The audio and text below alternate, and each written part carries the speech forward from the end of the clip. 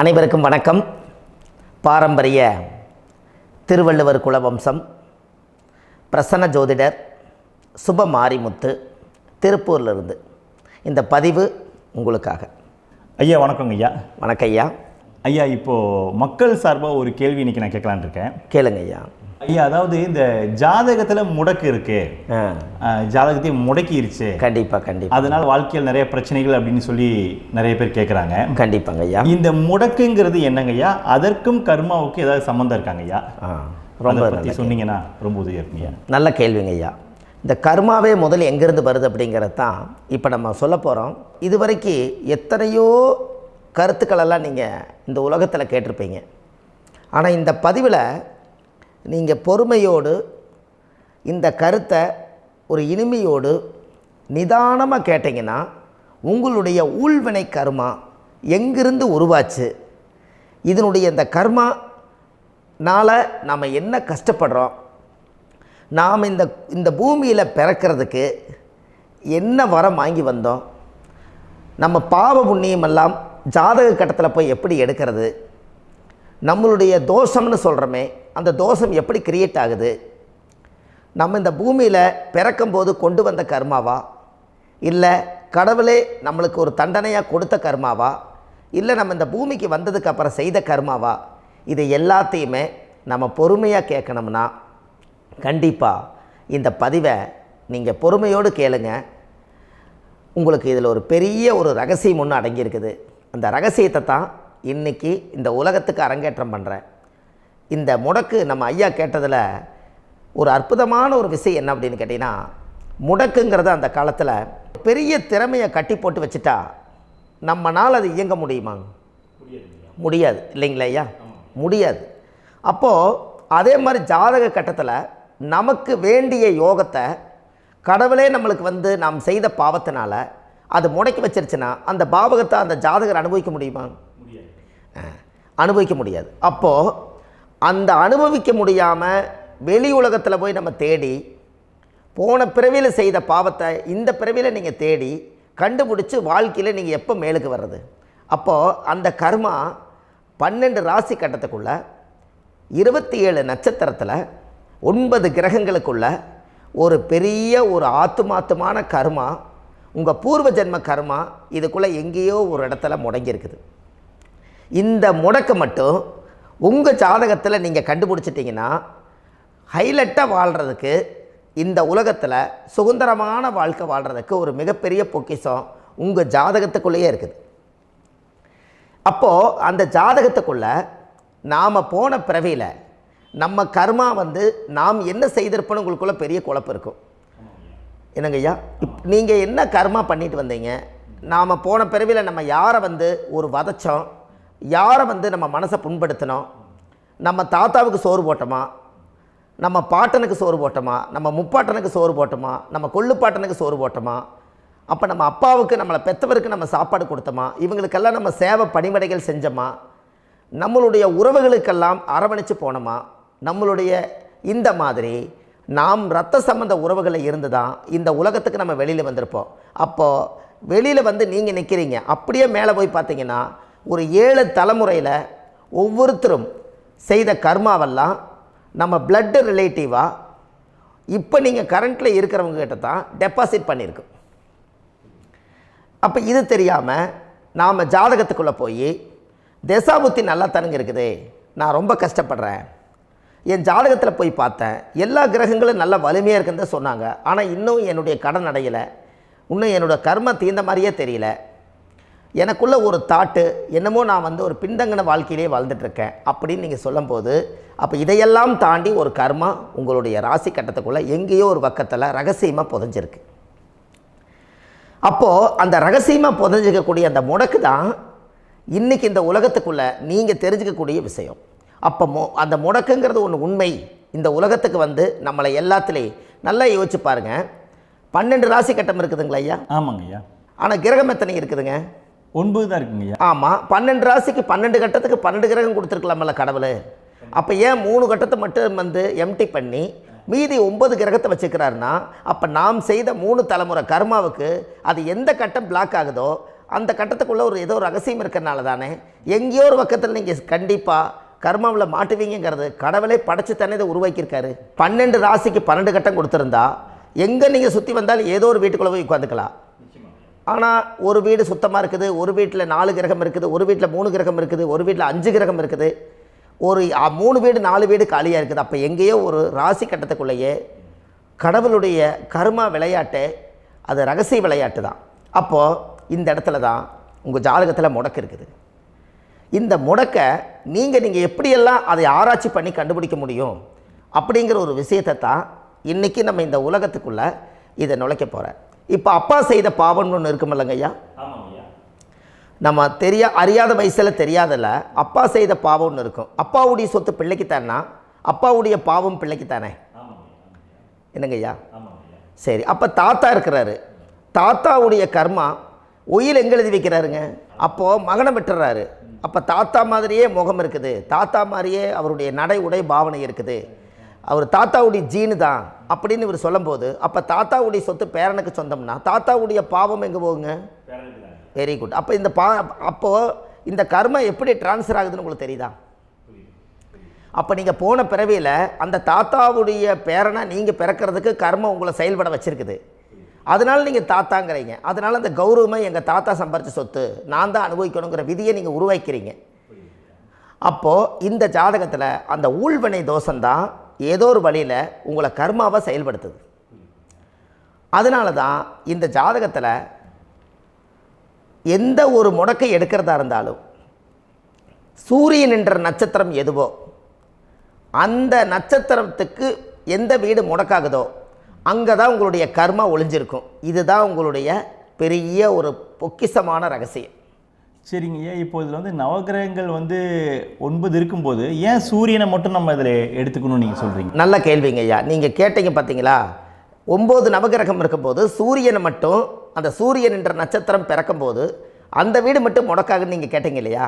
இதுதான் அற்புதமான கேள்வி. ஏன் அப்படின்னு கேட்டிங்கன்னா, சூரியன் அப்பாவோட உயிர் கரு போய் அம்மாவுடைய பனிக்கூடத்தில் கர்ப்பத்தில் வச்சு 10 மாதம் 300 நாள் சுமந்து நீங்கள் இந்த பூமிக்கு வெளியில் வரும்போது நீங்கள் என்ன பாவத்தை இவங்க விதைச்சாங்களோ அந்த கர்மாவை வாங்கிட்டு தான் நீங்கள் வெளியில் பிரசவமாகறீங்க. இதுதானே?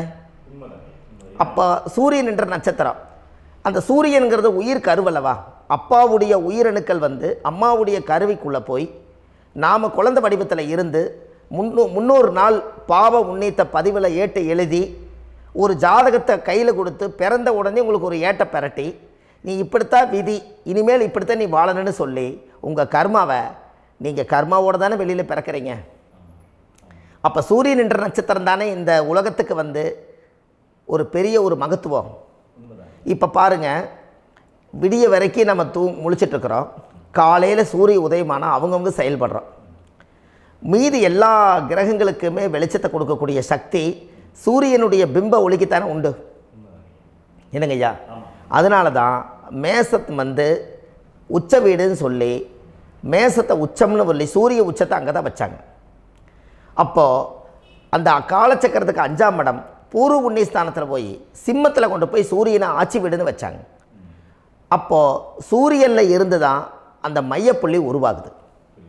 அப்போ உங்களுடைய ஜாதகத்தில் அந்த சூரியனாகப்பட்டவர் பிறக்கும்போது நீங்கள் உங்கள் ஜாதகத்தை நீங்கள் எடுத்துக்கங்க ஐயா. நீங்கள் இன்றைக்கே போய் கதவை திறந்து உங்கள் பெட்டியை திறந்து பீர்வாவுக்குள்ளே உங்களுடைய ஜாதகம் இருக்குது, அந்த ஜாதகத்தை எடுத்து ஜோதிடர்கிட்டையே நீங்கள் சந்தேகம் கேட்குறக்கு முன்பு நீங்களே உங்களுடைய கர்ம பற்றி தெரிஞ்சுக்கிறதுக்கு இந்த பதிவில் உங்களுக்கு ஒரு ரகசியத்தை சொல்லித்தரேன். உங்கள் ஜாதகத்தில் இப்போ இது வரைக்கும் ராசி கட்டத்தை நீங்கள் பார்த்துருப்பீங்க, ஆனால் பாதசாரம்னு ஒன்று இருக்கும் இல்லைங்களா? ராசிக்கு பாதசாரம்னு ஒன்று இருக்கும். சூரியன் என்ன நட்சத்திரத்தில் இருக்குது, சந்திரன் என்ன நட்சத்திரத்தில் இருக்குது, செவ்வாய் என்ன நட்சத்திரத்தில் இருக்குது, புதன் என்ன நட்சத்திர காலில் நிற்குது, இதெல்லாமே அந்த சாரம் இல்லாத ஜோதிடம் சோரம் போய்விடும். அதனால் அந்த சாரத்தில் நிற்கிது பார்த்தீங்களா கிரகம், அதில் இப்போ நீங்கள் உங்களுடைய ராசி கட்டத்தை ஓப்பன் பண்ணுங்கள். இதில் ராசி கட்டத்தில் சூரியன் என்ற நட்சத்திரம்னு ஒன்று இருக்கும் இல்லைங்களா? அது எதுவாக வேணாலும் இருந்துட்டு போட்டோம். அந்த நட்சத்திரம் தான் நீங்கள் பிறக்கும்போது தாயுடைய கருவறைக்குள்ள கரு உருவான நட்சத்திரமே அதுதான். புரிஞ்சுங்களா ஐயா? பிறக்கும்போது நீங்கள் அந்த கருவுடைய நட்சத்திரம் அப்பா வந்து கருவை உருவாக்கி கர்மாவை விதைச்சது அந்த சூரியன் என்ற நட்சத்திரம் தான். அந்த வீட்டுக்கு தான் இந்த ராசி கட்டத்தில் உங்களுக்கு முடக்கு உருவாகுது. புரிஞ்சுங்களா ஐயா? அப்போது ஒரு ஜாதகத்தில் சூரியன் என்ற நட்சத்திரம் எதுவோ அதுதான் உங்களுடைய கர்மா நட்சத்திரம். இப்போ நம்ம பிறக்காதுக்கு முன்னாடி அப்பா கட்டத்தில் அந்த கர்மா டெபாசிட் ஆகிருக்கும். அதை ட்ரான்ஸ்ஃபர் எப்படி பண்ணுறாரு? அவருக்கு ஒரு கல்யாணம் வச்சு அவர் குடும்ப வாழ்க்கையில் வாழ்ந்து நம்மளோட உயிர் கருவை கொண்டு போய் ஊராம் பொண்ணை கல்யாணம் பண்ணி பொண்டாட்டின்னு எடுத்துக்கொண்டு அந்த பொண்டாட்டிங்கிற உரிமையாகி இவருடைய உயிர் கரு உருவாகி வாரிசுகள் வெளியில் வருது. அதானங்க ஐயா? அப்போது அந்த சூரியன் என்ற நட்சத்திரம் தான் இந்த உலகத்தில் ஒரு பிரம்மாண்டமான நட்சத்திரம். இந்த நட்சத்திரம் உங்கள் மனசுக்குள்ளே ஏதாவது இருந்துச்சுன்னா உங்கள் வீட்டில் ஏதாவது ஒரு நல்ல விஷயங்கள் நீங்கள் பண்ணுறதா இருந்தால் அந்த கர்மா நட்சத்திரம் சூரியனுடைய நட்சத்திரம் இருக்குது பார்த்தீங்களா, அந்த நட்சத்திரத்தில் எந்த ஒரு சேவைகளும் செய்யக்கூடாது. அதுதான் கர்மா. அதை போய் நீங்கள் ஆக்டிவேட் பண்ணி விட்டீங்கன்னா அது முன்னோர்களை வந்து நீங்கள் வந்து தொந்தரவு பண்ண மாதிரி. அந்த கர்ம நட்சத்திரம் தான் உங்கள் வாழ்க்கையில் அது புதஞ்சிருக்கிறதா. இப்போ குழந்தை பிறந்தாலோ சீர் சீமந்தங்கள் நீங்கள் செய்கிறதாலோ கல்யாணம் முக்கிறதுனாலோ உங்கள் ஜென்ம நட்சத்திரத்தன்னைக்கு கல்யாணம் பண்ண வேண்டாம்னு சொல்லிக்கிறாங்கல்லங்க. உங்களுக்கு ஜென்ம நட்சத்திரத்துக்கு முன்னாடி உங்களை உருவாக்குன நட்சத்திரம் தான் ஜென்ம நட்சத்திரம். அப்போ சூரியன் என்ற நட்சத்திரம் அப்பாவுடைய ஜென்ம நட்சத்திரமாக அந்த ஊழ்வினை கர்மம் செயல்படுது. அப்போ அந்த முடக்கு யார் வழியில் வந்தது? முன்னோர்கள் வழியில் வந்தது. முன்னோர்கள் கட்டி வச்சது யாரைய? குலதெய்வத்தை. அப்போ அந்த குலதெய்வத்தை போய் சாமிக்கு போய் வீடு வாசல்லாம் வலித்து குலதெய்வத்தை போய் தேங்காய் பழம் பூ மாலை கல்கண்டு வாங்கி அர்ச்சனை பண்ணி ஒரு அன்னதானம் ஒன்று பண்ணிவிட்டு சாமிக்கு பொங்கல் வச்சு நைவேத்தியம் பண்ணிவிட்டு உங்கள் ஜாதகத்தை வச்சு பூஜை பண்ணிவிட்டு வாங்க.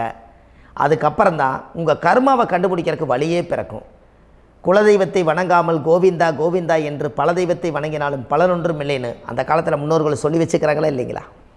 அதனால் கண்டிப்பாக அதை கண்டுபிடிச்சி நீங்கள் அதுக்கு ஒரு நைவேத்தியம் பண்ணால் மட்டும்தான் முதல்ல உங்கள் 5ஆம் பாவம் முன்னோர்கள் அது வேலை செய்யும். குலதெய்வ ஆலயத்துக்கு போயிட்டு வாங்க. போயிட்டு வந்துட்டு இந்த கர்மவினை தோஷத்தை நிவர்த்தி பண்ணுறதுக்குண்டான சரியான பரிகாரத்தை நம்ம எடுப்போம். அப்போது உண்மையாலுமே ஒரு ராசி கட்டத்துக்குள்ளே இந்த மாதிரி ஒரு அந்த கர்ம தோஷம் இருப்பதனால இந்த கர்மா தோஷத்துக்கு அந்த முடக்க தோஷங்கிறத நீங்கள் எடுத்து அதை கண்டுபிடிச்சி அந்த சூரியன் என்ற நட்சத்திரம் எந்த ராசி கட்டத்தில் போய் முடக்காயிருக்குதோ அந்த முடக்கு எந்த பாவகம் வந்து நம்மளுக்கு லாக் ஆகிருக்குதோ அந்த பாவகத்துக்கு உண்டான பரிகாரங்கள் அதுக்குரிய ஸ்தலங்கள் அந்த கோவில்களில் போய் சுவாமிக்கு தேங்காய் பழம் பூமாலை கல்கண்டு வாங்கி அர்ச்சனை பண்ணி நீங்கள் அந்த கோவிலுக்குள்ளே போய் உட்காந்து சாமி கும்பிட்டு வந்தீங்கன்னா உங்களுடைய ஜாதகத்தில் இருக்கக்கூடிய அந்த முடக்கு தோசை நீங்கி வாழ்க்கையில் நீங்கள் எதை சாதிக்க வந்தீங்களோ அந்த சாதனையை நீங்கள் சாதிச்சிட்ருப்பீங்க. புரிஞ்சுங்களா ஐயா? ஏன் அப்படின்னா அந்த முடக்கு நட்சத்திரத்துக்குள்ளே தான் ஒரு தோஷம் இருக்குது. இப்போ அந்த காலத்தில் பாருங்கள் ஐயா, முன்னோர்கள் எல்லாம் நிறைய பேர் கோவில் கட்டி வச்சுட்டு போயிருக்காங்களா இல்லைங்களா? இந்த கோவில் எதுக்காக கட்டி வச்சுக்கிறாங்கன்னா அவங்க கட்டினவங்களுக்கும் அந்த முடக்கு தோஷம் இருந்திருக்குது. ராஜாக்கள் இருந்திருக்குது, மன்னர்கள் காலத்தில் இருந்திருக்குது, ஜமீன்தார் காலத்தில் இருந்திருக்குது. இப்போ அவங்களுடைய அமைப்புகள் எல்லாமே முன்னோர்கள் என்னமோ அறியாமல் தெரியாத தன்னடக்கம் இல்லாத ஒரு கர்மாவை இவங்க செஞ்சிட்டாலும் அதுக்குரிய பரிகார ஸ்தலங்களை கொண்டு போய் அந்த காலத்திலே ஜாதகம் பார்த்து நம்ம வந்து முன்னோர்களுடைய பாவத்தை நாம் செய்த பாவத்தையும் தீர்த்துட்டு நமக்கு கீழே அடுத்த சந்ததிகள் அடுத்த தலைமுறைகள் வந்தாலும் இந்த கோவில்களுக்கு வந்து விளக்கு போட்டு சாமி கும்பிட்டு இந்த மண்ணை மிதிச்சுட்டு போனால் அன்னையோடு அந்த கர்மா தீருங்கிறது அந்த காலத்திலேயே முடக்க தோஷ பரிகாரத்தை கோவில் வழியில் அந்த காலத்தை திசை திருப்பி வச்சுருக்காங்க. அப்போ நீங்கள் கோவிலுக்கு போகாமல் கண்டிப்பாக இந்த பரிகாரத்தை நீங்கள் உடைக்க முடியாது. ஏன் உடைக்க முடியாதுன்னா இப்போ நீங்கள் எத்தனை வருஷம் வாழ்கிறீங்க ஐயா? 120 வருஷமே வச்சுக்கோங்க. சூரியன் திசை 6 வருஷம், சந்திரன் திசை 10 வருஷம், செவ்வாய் திசை 7 வருஷம், ராகு திசை 18 வருஷம், குரு திசை 16 வருஷம், சனி திசை 19 வருஷம், புதன் திசை 17 வருஷம், கேது திசை 7 வருஷம், சுக்கிரன் திசை 20 வருஷம். இப்போ நான் சொன்ன டோட்டலெல்லாம் கூட்டிங்கன்னா 120 வருஷம் வரும். இது ஒரு மனிதர் பிறந்து பூரண ஆயுளோடு வாழ்ந்தால் இந்த 120 வருஷம் வாழ்ந்தால் அவர் இந்த பூலோக பதவி விட்டு சிவலோக பதவி போயிடுவார். அதுக்கு பேர் தான் பூரண ஆயுள் என்று பொருள். அப்போ இந்த பூரண ஆயுளை வாழ்ந்தவருக்கு 120 வருஷம். கோயில் எத்தனை வருஷம் வாழுதுங்க ஐயா? கோயில் பழங்காலத்து கோயிலெல்லாம் எத்தனை வருஷம் வாழுதுங்க? 12 வருஷத்துக்கு கும்பாபிஷேகம். அது ஓகே, அது பரவாயில்ல. 12 வருஷத்துக்கு ஒருக்கா பழசை புதுப்பிச்சு கும்பாபிஷேகம் பண்ணி மறுபடியும் அதுக்கு பவர் ஊட்டி சக்தி ஊட்டி அதுக்கு உருவேற்றுறாங்க. நான் சொல்கிறது கோயில் 5000 வருஷம் 4000 வருஷம் பெரிய பெரிய சித்தர்கள், மகான்கள், ரிஷிமார்கள், யோகிகள், சித்தர்கள் இவங்களெல்லாம் போய் கோவில்லையே சிவனையும் பெருமாளையும் வழிபாடு பட்டுட்டு கோவில்லையே ஒரு ஓரத்தில் ஜீவசமாதி ஆயிட்டாங்கன்னு பழைய கால கோயிலில் சித்தர்கள் குடியிருக்காங்களா இல்லைங்களா? இருக்காங்கல்லங்க ஐயா. அப்போது நாம் 120 வருஷம் வாழ்கிறோம், கோவில் 5000 வருஷம் வாழுது. எங்கே சக்தி அதிகமாக இருக்குன்னு சொல்லுங்க? கோவிலில் தாங்க ஐயா. கோயில் தான், அதில் ஒன்றும் மாற்றம் இல்லைங்களே. கோயில் தாங்க. அப்போ கோவிலில் தான் அந்த சக்தி இருக்குதுன்னு நீங்கள் சொல்கிறீங்க. அப்போ உங்களுடைய கர்மாவை உடைக்கிறதுக்கு 120 வருஷம் பெருசா 5000 வருஷம் பெருசான்னு சொல்லுங்கள்? 5000 தாங்க. அப்போ 5000 வருஷம் உள்ள அலைகள் எத்தனை அந்த சிவனுக்கு இப்போ சிவன் கோயிலே உங்களுக்கு முடக்கு தோஷத்துக்கு ஒரு கோயில் வருதுன்னு வச்சுக்கோங்க. அந்த கோவிலில் எத்தனை முடக்குகளுக்கு உண்டான கோவில்கள், எத்தனை பழங்களை ஊற்றி சாமிக்கு அபிஷேகம் பண்ணியிருப்பாங்க, எத்தனை பால் கூட ஊற்றிருப்பாங்க, பன்னீர், தேன், இளநீ, மஞ்சள் நீர், திருமஞ்சனம், அபிஷேகம், பொங்கல், நைவேத்தியம் இத்தனையும் செஞ்சு அந்த சிவனை சிவனாக பார்த்து அந்த கருவறைக்குள்ள ஒரு கிராணங்கள் வரும்போதும் கூட பாதுகாப்பு பண்ணி வச்சு நல்ல சக்தியோடு அந்த கருவறையை புத்தியோடு அவங்க வேலை செஞ்சு அந்த காலத்தில் வச்சுருக்காங்களா இல்லைங்களா? அப்போது நம்ம வீட்டை அவ்வளோ சுத்தமாக வச்சுருக்க முடியுமா? என்னதான் வாஸ்து இருந்தாலும் முடியாது இல்லைங்களா? அப்போது அவ்வளவு ஒரு பவர்ஃபுல்லான கோவில் அந்த முடக்கு தோஷத்துக்குள்ளே ரகசியமாக அந்த கோயில் அடங்கியிருக்குது. உங்கள் ஜாதகத்துக்குள்ளே உண்மையாலுமே ஊழ்வினை கோயில், கர்மவினை கோயில் அதுக்குள்ளே இருக்குது. அந்த ஜாதகத்தை கணிச்சு பார்த்தா கரெக்டாக உங்களுடைய ஜாதகத்தில் அப்பாவுடைய கருவறையிலேருந்து உயிர் உருவாகிற நேரத்தில் இருந்து இப்போ வரைக்கும் நீங்கள் கரண்ட்டில் வாழ வரைக்கும் அந்த கர்ம கூட வர்றதை ஒரே ஒரு இடத்துல போனால் மட்டும்தான் விட்டுட்டு வர முடியும். அது எந்த வீடு அப்படின்னு கேட்டால் உங்களுக்கு அப்பாவுடைய கர்மா வழியில் போய் அந்த கோவில் பழையகால கோயில், பழையகால தெய்வங்கள், அந்த கோவில் தான் உங்கள் ஜாதகத்துக்குள்ள ரகசியமாக இருக்கும். அது ஏன் இந்த பதிவில் உங்களால் சொல்ல முடியாது அப்படின்னா, இந்த பதிவில் ஏன் உங்க சொல்ல முடியாதுன்னா உங்கள் ஜாதகம் தெரியாமல் என்ன கோயிலை நீங்கள் சொல்லுவீங்க? இப்போ பொதுவாக ஒரு நட்சத்திரத்துக்கு ஏதோ ஒரு கோவிலை அவங்க சொல்லி நீங்கள் போயிட்டு வர்றீங்கன்னு வச்சுக்கோங்க. ஆனால் அது வேலை செய்யலைன்னா நம்மளுக்கு என்னங்க இவ்வளோ கஷ்டப்பட்டு போய் அதை பலனடையிலேன்னு கேள்வி கேட்டக்கூடாது. உங்கள் ஜாதகத்தை நீங்கள் கொண்டாங்க, உங்கள் டேட் ஆஃப் பர்த் டயத்தை போட்டு ஜாதகத்தை கணிச்சு நீங்கள் சூரியன் என்ற நட்சத்திரத்துக்கு உங்களுடைய கர்மவினை கோவில் யார், உங்களுடைய முடக்கு யார், ஊழ்வனை தோஷத்துக்கு உண்டானவர் யார், தாய் வழி கர்மா யார், தந்தை வழி கர்மா எது, நீங்கள் பிறக்கும்போது வந்த கர்மா என்ன, இது எல்லாம் கணிக்காமல் பொதுவாக ஒரு கோயிலில் போய் நீங்கள் பாட்டுக்கு சாமி கும்பிட்டு வந்தால் பலன் எப்படி கிடைக்கும்? கண்டிப்பாக கிடைக்காதுங்க ஐயா. என்னங்க ஐயா? அது தெரிஞ்சு பண்ணாதான் சரியா? ஒரு டாக்டர்கிட்ட போகிறீங்க, என்னை அப்படியே ஸ்கேன் பண்ணி ஒரே ஒரு மாத்திரை கொடுங்கன்னு கேட்டால் டாக்டர் கொடுப்பாருங்களா? அவர் என்ன பிரச்சனை இருக்குதோ அதை முதல்ல கண்டுபிடிச்சி ஸ்கேன் பண்ணி பார்த்து ரிப்போர்ட் எடுத்து அது மூலியமாக தான் கொஞ்சம் எடுத்து ஐயா உங்களுக்கு இந்த பிரச்சனை, இதுக்கு தீர்வுக்கு இதுக்குண்டான மெடிசன், இது இப்படித்தான் சாப்பிடணும்னு அது முறையாக சொல்லி அந்த உயிர் வாழ வைக்கிறாரு டாக்டர். அவர் ஒரு தெய்வ வடிவத்தில். கரெக்டுங்களா ஐயா? அப்போ உங்களோட கர்மா எங்கே செயல்படுது அப்படின்னா, இந்த முடக்க நீங்கள் இந்த பதிவில் தெரிஞ்சுக்கங்க. அதுக்குரிய நட்சத்திரம் என்னன்னு தெரிஞ்சு வச்சுங்க. உங்கள் ஜாதகத்தில் சூரியன் என்ற நட்சத்திரத்தை எடுத்துக்கங்க. அந்த வீட்டுக்கு முடக்க இந்த பதிவில் எந்த வீடு லாக் ஆகிருக்குதுங்கிறத நான் உங்களுக்கு இந்த வீட்டில் சொல்கிறேன். அந்த வீட்டு நீங்கள் பாருங்கள், உங்களுடைய லக்கணத்துக்கு அது எந்த வீடு. இப்போ லக்கணத்துக்கு ஒரு 7வது வீடுன்னே வச்சுக்கோங்க. அப்போ லக்கணத்துக்கு 7வது வீடே முடக்கு. அப்படி ஒரு முடக்கு ஆகிப்போச்சுன்னா ஒரு ஜாதகத்தில் லக்கணம் தான் 1, 7ஆம் இடம்ங்கிறது மனைவி ஸ்தானம். ஒரு ஆணுடைய ஜாதகத்துக்கு 7ஆம் இடம் தான் மனைவி. அவருக்கு நல்ல மனைவி அமையாமல் ஆடம்பரம் இருந்தும் வீடு அரண்மனை மாதிரி இருந்தும் அந்த மனைவியை ஒரு சந்தோஷமாக அவர் அனுபவிக்க முடியாது. புரிஞ்சுங்களா ஐயா? சந்தோஷமாக அனுபவிக்க முடியாது. ஏன் அப்படி? 7ஆம் இடத்துல தான் அவரோட கர்மா உட்கார்ந்துருக்குது. கரெக்டாக சொன்னீங்க. 7ஆம் இடத்துல தான் அந்த கர்மா உட்கார்ந்துருக்குது. அப்போ அந்த 7ஆம் இடத்துல இருக்கக்கூடிய அந்த கர்மா போன பிறவியில் நீ மனைவிக்கு சோறு போடாமல் மனைவியை கட்டி வச்சு அடிக்கிறதும், மனைவியை துன்புறுத்துறதும், அந்த மனைவி இருக்கவே இன்னொரு வாழ்க்கைக்குள்ளே போகிறதும், இங்கே வாழ வேண்டிய தாம்பத்திய சந்தோஷத்தை கொண்டு போய் இன்னொரு இடத்துல கொடுக்கறதும், தெரிஞ்சிருந்தே நம்மளுடைய மனசுக்குள்ளே திருடுத்தனமாக வாழ்கிறதும், இது எல்லா கர்மாவும் போன பிறவியில் நாம் செய்த ஊழ்வினை கர்மா தான் உங்கள் ஜாதகத்தில் 7ஆம் இடம் முடக்கு. அப்போ அந்த 7ஆம் இடம் முடக்கா இருந்துச்சுன்னா கண்டிப்பாக உங்கள் ஜாதகத்தில் நீங்கள் என்ன அனுபவிச்சிட முடியும்? நல்ல நண்பர்கள் கிடைக்க மாட்டாங்க, நல்ல ஒரு பார்ட்னர்ஷிப் அமையாது, நல்ல ஒரு நட்பு வட்டங்களில் எதையும் அனுபவிக்க விடாது, ஒரு அங்கீகாரமான உறவுகளில் போய் நம்ம ஸ்ட்ராங்காக நிற்க முடியாது. 7ஆம் இடம் என்பது தாம்பத்திய வாழ்க்கை, பூர்த்தி இல்லாத வாழ்க்கையாக இருக்கும். இப்படியெல்லாம் அந்த ஜாதகத்தில் ஒரு பொதுவாக ஒரு ஜாதகத்தில் 7ஆம் பாவம் முடக்காயிட்டால் இந்த கர்மாவை அவர் அனுபவிச்சுக்கிட்டே இருப்பார். இது எப்போத்தான் அதுக்கு ஒரு தீர்வு வேணுங்கய்யா? அந்த கோயில் எதுன்னு நீங்கள் கரெக்டாக சொன்னீங்க. இப்போ இது மனிதனால் செயல்படுது. மனிதர்கள் தான் கோயிலை கட்டி வச்சாங்க. தெய்வத்தை விட ஒரு காலத்தில் மனிதர்களுக்கு மகிமை ஜாஸ்தி. ஏன்னா சாதாரண ஒரு மண் பூமியாக இருந்த இடத்த மனிதர்கள் தான் கோயில் கட்டி ஒரு மகிமைப்படுத்தி புண்ணியம் பண்ணி வச்சாங்க. மனிதர்களுக்கு சக்தி அதிகம்தான், ஆனால் பிரபஞ்சத்துக்கு அதை விட சக்தி அதிகம் அல்லவா? ஐயா, நீங்கள் கோவிலுக்கு போய் அந்த கர்மா உடைக்கிறதுக்கு கோவிலில் சக்தி இருக்குது, ரைட்டு. ஆனால் நம்ம வீட்டுக்கும் கோயிலுக்கும் ஒரு மிகப்பெரிய தொடர்பு என்னென்னா, அந்த கோயில் கட்டுறவங்க எல்லாமே பழைய காலத்து கோயிலெல்லாம் பாருங்கள், பஞ்சபூதத்தை வச்சு கட்டியிருப்பாங்க. பஞ்சபூதத்தை வச்சு தான் கட்டுவாங்க கோயில். அது உங்களுக்கு தெரியணும் இல்லைங்களா? பஞ்சபூதம்னா நீர், நெருப்பு, காற்று, பூமி, ஆகாயம். இந்த பஞ்சபூதத்தினுடைய சக்திகள் எல்லாம் ஒரே நேர்கோட்டுக்கு என்னைக்கு வருதோ அன்னைக்கு தான் அந்த கோவிலுடைய பாலக்கால் போட்டு 1000-2000 வருஷம் நிலச்சி நிற்கிறது. காரணம், இந்த பிரபஞ்சத்தில் பஞ்சபூதம் எப்படி நிலச்சி நிற்குதோ அதுபோல் 5000 வருஷம் நிற்கிறதுக்கு அந்த பஞ்சபூத சக்தி வச்சு தான் சாமி சிலையை பிரதிஷ்டை பண்ணி வச்சுருப்பாங்க. அதனால தான் இந்த கோயில்கள் எல்லாம் 5000 வருஷமாயும் எத்தனையோ கிராணங்களை எல்லாம் தப்பிச்சிருக்கிறதுக்கு காரணம். அப்பேற்பட்ட புண்ணிய ஸ்தலம் உங்களுக்கு எதுன்னு தெரியணும் அல்லவா? என்னங்க ஐயா?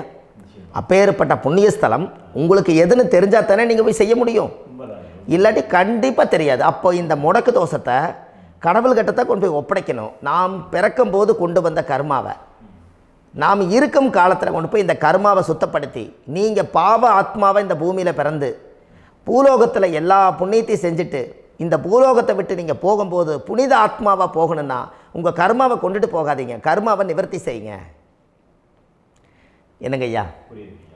அப்போ கர்மாவை சுத்தப்படுத்துங்க. கர்மாவை சுத்தப்படுத்திட்டு உங்களுக்கு பிறக்கிற குழந்தைகளுக்கு அந்த கர்மாவை டிரான்ஸ்ஃபர் பண்ணாமல் உங்களோட நில் பண்ணுங்க. ஒரு உதாரணம் சொல்லட்டுங்களா ஐயா? ஒரு காந்தம் ஒன்று இருக்குது இல்லைங்களா? ஒரு காந்தம்ங்கிறது ஒரு தாத்தாவாக வச்சுக்கோங்க. ஒரு இரும்பை கொண்டு போய் வச்சா ஒட்டு மோட்டாதா? அப்போ ஒட்டுனோடனே காந்தம்ங்கிறது தாத்தா, அவருக்கு பிறந்த வாரிசுக்கு அந்த கர்ம டிரான்ஸ்ஃபர் ஆயிருமா? சரி, இன்னொரு இரும்பை கொண்டு போய் வைங்க, ஒட்டு மோட்டாதா? அப்போ அது பேரனுக்கு வைங்க, பேரனுக்கு வந்துருச்சு அந்த கர்மா. இன்னொரு இரும்பை கொண்டு போய் வைங்க, அந்த காந்தத்துக்கு நேர் இன்னொன்று வைங்க, ஒட்டு மோட்டாதா?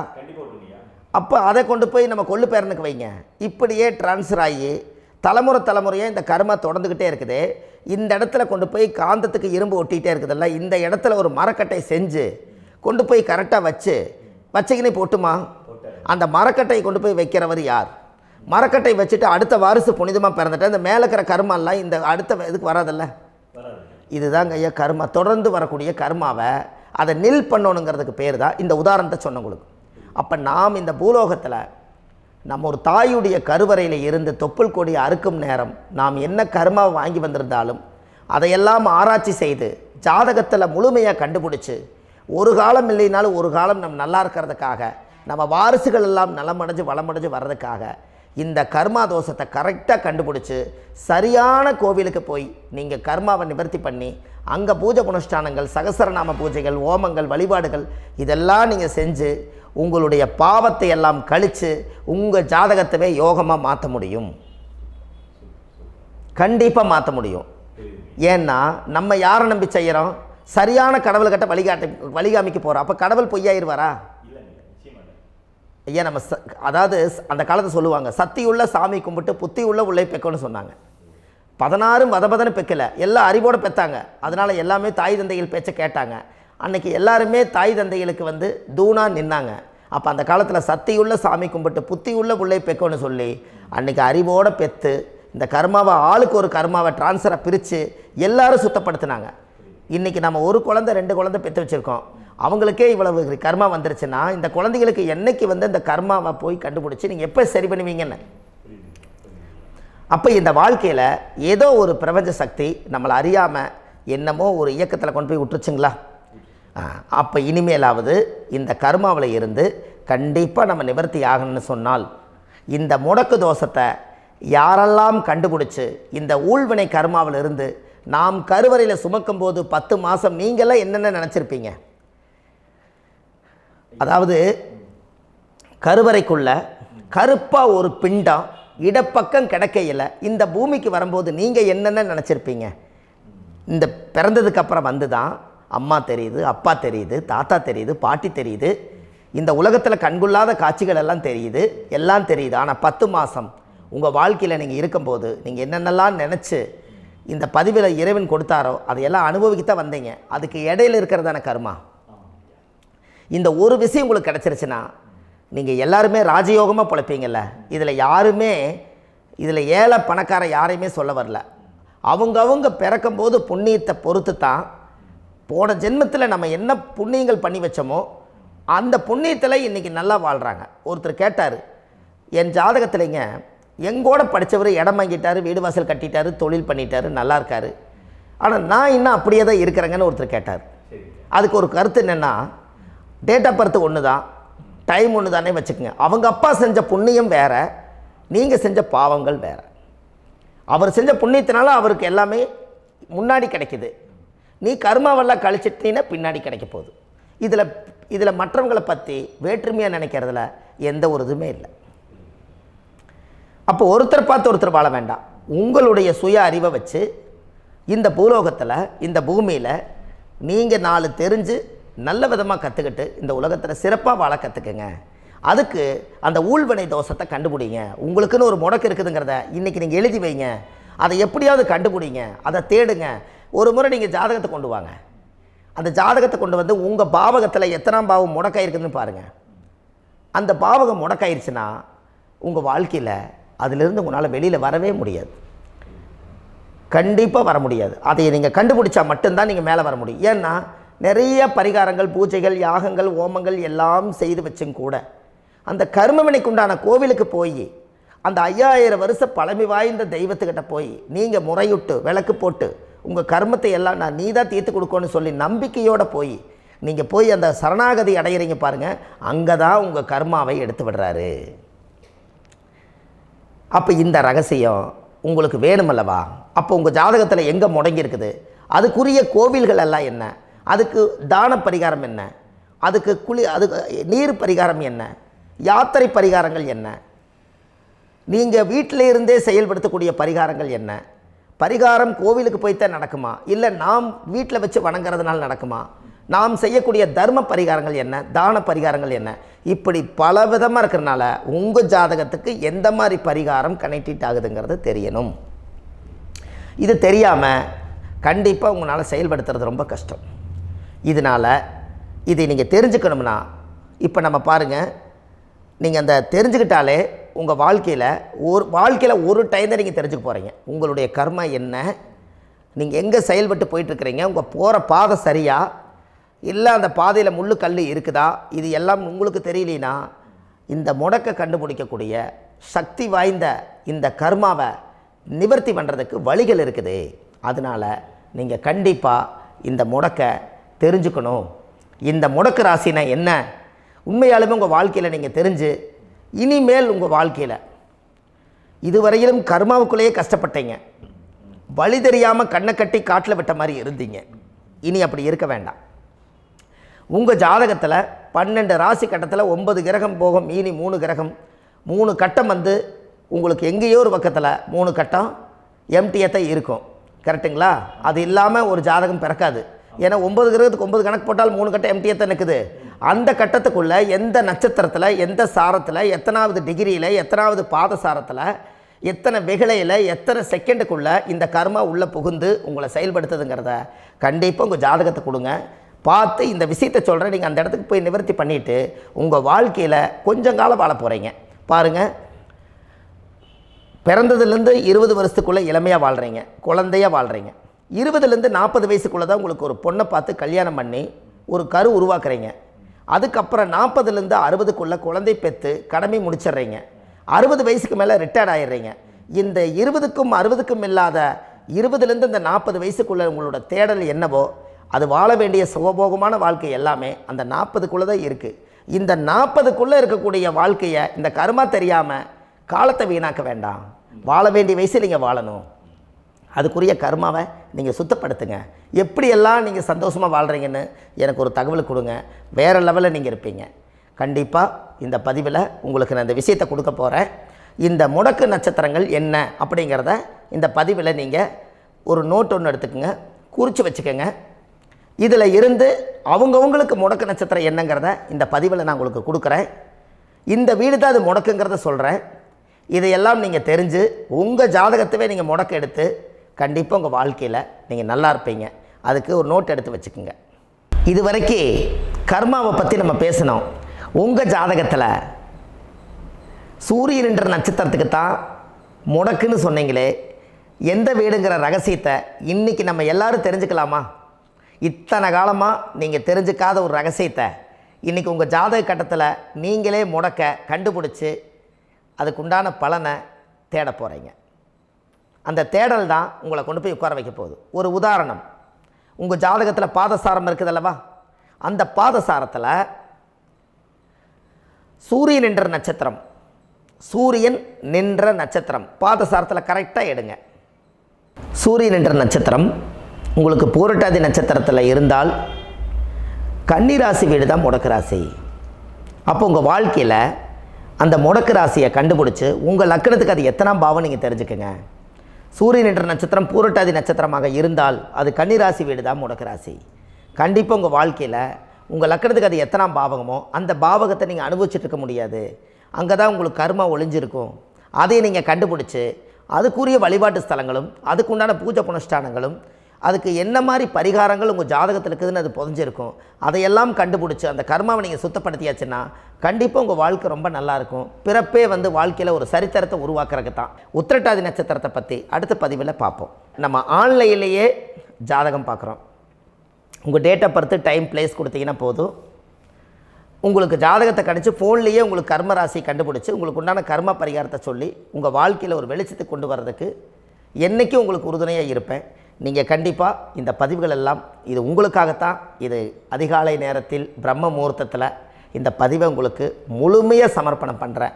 இதை இதை வழி நடத்தி இதைய எப்படியெல்லாம் இந்த முடக்கை கண்டுபிடிச்சி இப்படியெல்லாம் பேச வச்சு அழகு பார்க்க நம்ம முன்னோர்களுடைய ஆசீர்வாதமும் இந்த முடக்கை கண்டுபிடிச்ச குருமார்களும் அவங்களுடைய குடும்ப பாரம்பரிய வம்சாவளிகளும் எல்லாருமே நல்லா இருக்கணும். அதுக்காக இந்த நேரத்தில் நான் அடியேன் சுப மாரிமுத்தாக இருந்து திருப்பூர்லேருந்து இந்த பதிவை உங்களுக்கு நான் கொடுக்குறேன். கண்டிப்பாக இந்த முடக்கு கோயிலுக்கு இந்த முடக்கு தோஷத்துக்கு உண்மையான பரிகாரங்கள், எளிமையான பரிகாரங்கள் நீங்களே வாழ்க்கையில் செஞ்சு ஆதிகால பரிகாரங்கள் உங்கள் மனசுக்குள்ளே இருக்குது. அதை செயல்படுத்தினா மட்டும் போதும், வாழ்க்கை எங்கேயோ போயிடும். கண்டிப்பாக ஒரு முறை உங்கள் ஜாதகத்தை அனுப்பி வைங்க, உங்களுக்கு நான் பார்த்து பலன் சொல்கிறேன். இன்றைக்கி நான் கொடுத்த பதிவுகள் எல்லாம் உங்களுக்கு ரொம்ப பயனுள்ளதாக இருந்திருக்கும். உங்களுக்கு இது வரைக்கும் எத்தனையோ கர்ம வினைகளை பற்றி தெரியாமல் இருந்திருப்பீங்க. இந்த பதிவில் நிறைய கேட்டு தெரிஞ்சுக்கிட்டீங்க. இதெல்லாம் வாழ்க்கையில் ரொம்ப முக்கியமான பரிகாரங்கள், எளிமையான பரிகாரங்கள். நேராக நீங்கள் கடவுளைத்தான் கெட்டியாக பிடிக்க போகிறீங்க. அந்த பரிகாரங்கள் எல்லாம் செஞ்சு அதிகாரமாக வாழ்ந்து இந்த பூலோகத்தில் நல்ல சிறப்பாக வாழ்கிறதுக்கு இந்த பரிகாரம் உங்களுக்கு ரொம்ப யூஸ்ஃபுல்லாக இருக்கும். கண்டிப்பாக இந்த பதிவை செய்யுங்க. நம்ம பாரம்பரிய திருவள்ளுவர் குல வம்சம் பிரசன்ன ஜோதிடர் சுப மாரிமுத்து, திருப்பூரில் இருக்கேன். 30 ஆண்டு காலமாக நம்ம ஜோதிடம் பார்த்து கொண்டிருக்கிறோம். இவ்வளவு காலமாக எத்தனையோ ஆயிரக்கணக்கான மக்களுக்கு நம்ம ஜோதிடம் பார்த்து வழிகாட்டி நிறைய மக்களுக்கு நிறைய சேவைகள் செஞ்சுருக்கேன். நிறைய கோயில் கட்டி வச்சுருக்கேன், கும்பாபிஷேகங்கள் பண்ணி வச்சுருக்கேன், அன்னதானங்கள் நிறையா பண்ணி வச்சுருக்கேன், புண்ணிய யாத்திரைகள் நிறைய போய் வந்திருக்கேன். மக்களுக்காகவே நான் உங்களுக்கு உழைக்க தயாராக இருக்கேன். இந்த ஜோதிடம் என்னுடைய ஒரு பாரம்பரியமாக என்னுடைய அப்பா தாத்தா முன்னோர்கள் இதெல்லாம் எங்களுடைய குலத்தொழில் இது. அதனால் நாங்கள் பாரம்பரியமாக திருவள்ளுவர் குல வம்சம். வள்ளுவர் வாக்குன்னு யூடியூப் சேனலில் போனீங்கன்னா 1000 பரிகாரங்கள் கொடுத்துருக்கேன். அதுவும் உங்களுக்கு ரொம்ப யூஸ்ஃபுல்லாக இருக்கும். வள்ளுவர் வாக்கு அப்படின்னு போடுங்க, அப்படி இல்லைன்னா சுப மாரிமுத்துன்னு போடுங்க. இதில் பரிகாரங்கள் நிறையா கொடுத்துருப்பேன். கண்டிப்பாக இதெல்லாம் நீங்கள் சந்தித்து நீங்கள் ஒரு சப்ஸ்கிரைப் பண்ணி வச்சுக்கோங்க. நான் போடக்கூடிய பதிவுகள் எல்லாமே உங்களுக்கு நோட்டிஃபிகேஷனை வந்துடும். அதனால் நீங்கள் ஒரு சப்ஸ்கிரைப் பண்ணி வச்சுக்கோங்க. தினமும் ஒரு தகவல் உங்களுக்கு கொடுத்துக்கிட்டே இருக்கேன். இதெல்லாமே உங்களுக்கு ஒரு பெரிய சந்தோஷமான நிகழ்ச்சிகள். என்றைக்கும் உங்களோட நான் வாழ்கிறேன். உங்களுடைய குடும்பத்தில் நான் ஒருத்தராக இருந்து குடும்ப ஜோதிடராக நான் இருப்பேன். கண்டிப்பாக ஆயுளுள்ள வரைக்கும் உங்களுக்காக இந்த ஜோதிடத்துக்கு உழைச்சி உங்கள் குடும்பத்தில் ஒருத்தராக நான் ஒரு ரத்த உறவில் நான் வந்து இந்த பூர்வ ஜென்மத்தில் உங்களுக்கு நான் கடமைப்பட்டிருக்கேன். கண்டிப்பாக அடுத்த பதிவில் உங்களை நான் சந்திக்கிறேன். வாழ்வது ஒரு முறை, வாழ்த்தட்டும் தலைமுறை. நன்றி, வணக்கம்.